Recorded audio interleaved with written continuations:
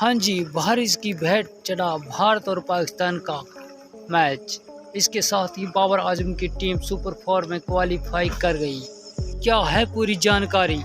बारिश की वजह से भारत और पाकिस्तान का मुकाबला रद्द हो गया है। दोनों टीमों के एक-एक पॉइंट दिया गया है। इसके साथ ही 3 पॉइंट के साथ पाकिस्तान की टीम सुपर 4 में पहुंच गई है।